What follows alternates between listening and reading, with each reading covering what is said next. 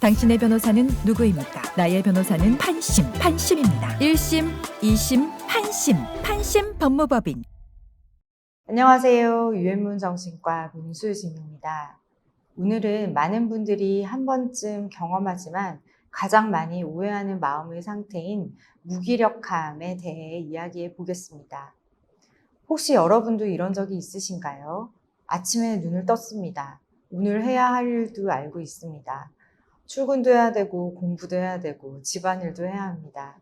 시간이 없는 것도 아닙니다. 방법을 모르는 것도 아닙니다. 그런데 이상하게 몸이 움직이지 않습니다. 억지로 하루를 시작하고 억지로 사람을 만나고 억지로 웃고 억지로 일을 합니다. 하지만 하루가 끝나면 이런 생각이 듭니다. 왜 나는 이렇게 아무것도 하기 싫을까? 혹시 쉬면은 괜찮아질 줄 알고 휴가를 떠나본 적은 없으신가요? 주말 내내 푹 쉬어도 월요일이 더 두렵지는 않으셨나요? 좋아했던 취미가 어느 순간 귀찮아지고 친구의 연락도 부담스럽고 맛있는 음식을 먹어도 예전만큼 즐겁지 않았던 적은 없으셨나요? 혹시 이런 생각도 해보셨을지 모르겠습니다. 내가 게을러진 걸까? 의지가 약해진 걸까? 예전에 나는 어디로 사라진 걸까? 진료실에서 저는 이런 이야기도 종종 듣습니다. 선생님, 저는 원래 이런 사람이 아니었어요. 이 말은 매우 중요합니다. 왜냐하면 제가 만난 무기력한 분들의 대부분은 원래 의욕이 없던 사람들이 아니었기 때문입니다. 오히려 누구보다 성실하고 누구보다 책임감이 강했고 누구보다 오래 버틴 사람들이 많습니다. 그래서 정신분석적 접근에서는 무기력함을 보면서 왜 이 사람은 게으를까라고 묻지 않습니다. 대신 이렇게 질문합니다. 왜 이 사람은 더 이상 삶을 기대하지 않게 되었을까? 왜 이 사람의 욕망은 멈추게 되었을까? 오늘은 정신분석가 앙드레 그린의 이론을 중심으로 왜 어떤 사람은 쉬어도 회복되지 않는지, 왜 살아있는데도 삶이 멈춘 것처럼 느껴지는지 함께 살펴보겠습니다. 오늘 말씀드리는 내용은 모든 무기력을 하나의 원인으로 설명하려는 것은 아닙니다. 실제 임상에서는 이런 분들은 대부분 우울장애로 진단이 되는 경우가 많고 불안장애, 강박증, 양극성장애, ADHD, 신체질환 등 다양한 진단적 평가가 먼저 이루어져야 합니다. 그러나 오늘 저는 진단적 접근이 아니라 반복되는 상실과 관계의 단절이 어떻게 무기력함으로 이어질 수 있는지를 이해하는 하나의 정신분석적 관점을 말씀드리려고 합니다. 많은 사람들은 무기력을 단순히 에너지가 부족한 상태라고 생각합니다. 그래서 쉬면 회복될 것이라고 믿습니다. 물론 단순한 피로는 휴식으로 회복될 수 있습니다. 하지만 어떤 사람은 몇 달을 쉬어도 회복되지 않습니다. 왜 그럴까요? 정신분석학에서는 에너지가 없는 것이 아니라 삶과 사람을 향한 심리적 투자가 멈춘 상태일 수 있다고 설명합니다. 사람은 사랑할 때, 기대할 때, 새로운 일을 시작할 때 자신도 모르게 마음의 에너지를 투자합니다. 하지만 반복되는 상실과 실망은 그 투자를 조금씩 거두어들이게 만듭니다. 문제는 이러한 철수가 반복되면 특정 사람뿐 아니라 삶 전체를 향한 투자까지 줄어든다는 것입니다. 그 결과 사람은 이렇게 말합니다. 좋아하는 게 없어요. 하고 싶은 게 없어요. 살아는 있는데 살아있는 느낌이 없습니다. 정신분석가 앙드레 그린은 이러한 환자들을 오랫동안 분석하면서 하나의 공통점을 발견했습니다. 그들은 단순히 우울한 사람들이 아니었습니다. 오히려 감정이 사라진 것처럼 보였습니다. 슬프지도 않고 기쁘지도 않아요. 그냥 비어있는 것 같아요. 앙드레 그린은 이러한 임상 경험을 이해하기 위해 죽은 어머니, 데드 마더라는 개념을 제안했습니다. 이건 모든 무기력을 설명하는 이론이 아니라 특정한 관계 경험 속에서 형성되는 심리 구조를 이해하기 위한 정신분석적 모델입니다. 이 이름 때문에 많은 분들이 오해하시는데 이 이론은 어머니가 실제로 돌아가셨다는 의미가 아닙니다. 어머니는 살아 계세요. 밥도 해주시고 학교도 보내주고 생활도 돌봅니다. 하지만 어느 순간부터 정서적으로는 아이에게 닿지 않습니다. 부모의 우울증, 배우자와의 갈등, 가족의 죽음, 반복되는 상실 등 여러 이유로 부모는 이전처럼 아이를 바라보지 못하게 됩니다.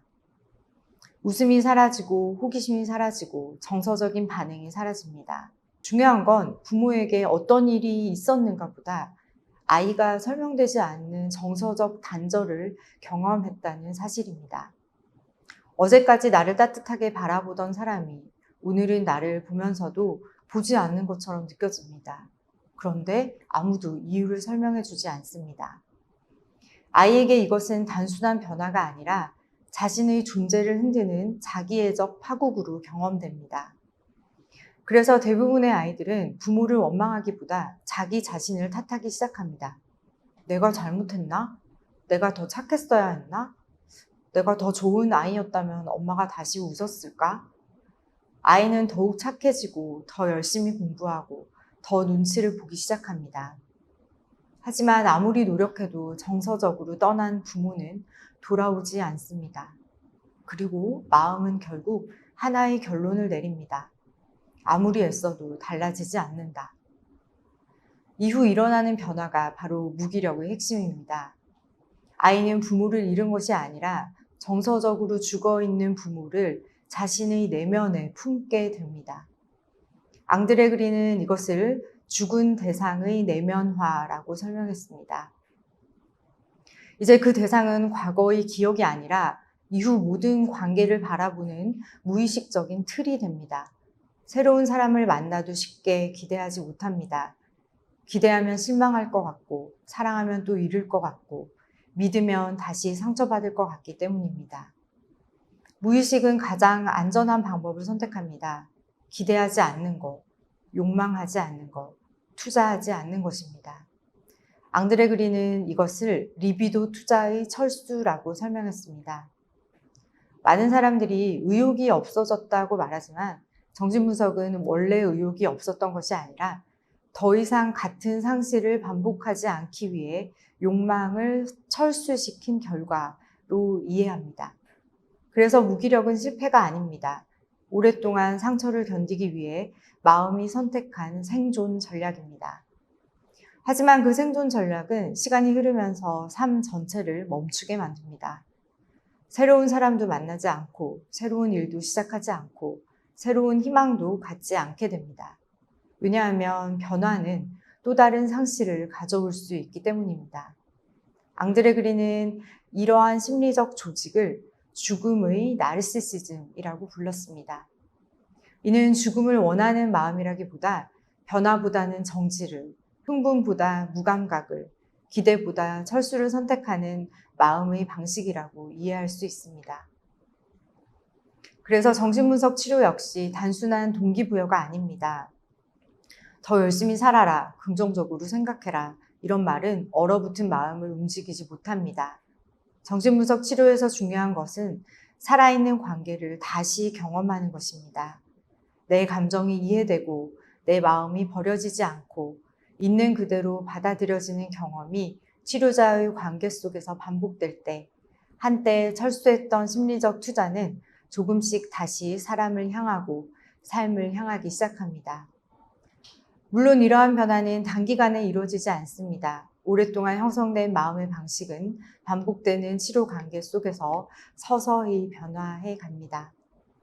욕망은 명령으로 생기는 것이 아닙니다. 안전한 관계 속에서 욕망이 다시 자라나는 것입니다. 오늘 말씀드린 내용을 다시 정리해 볼게요. 모든 무기력이 같은 이유로 생기는 것은 아닙니다.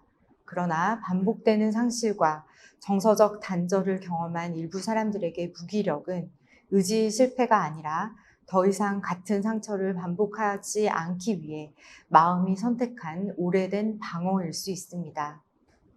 혹시 여러분도 오랫동안 아무것도 하고 싶지 않았다면 스스로를 게으르다고 비난하기 전에 한번 질문해 보시기 바랍니다. 나는 언제부터 기대하지 않게 되었을까? 나는 누구에게 그렇게 오래 실망하고 있었을까? 어쩌면 무기력은 여러분을 무너뜨리기 위해 만들어진 것이 아니라 오래전 여러분을 지키기 위해 만들어진 보호였을지도 모릅니다. 그리고 그 보호를 이해하는 순간 삶을 향한 작은 움직임도 다시 시작될 수 있습니다. 감사합니다.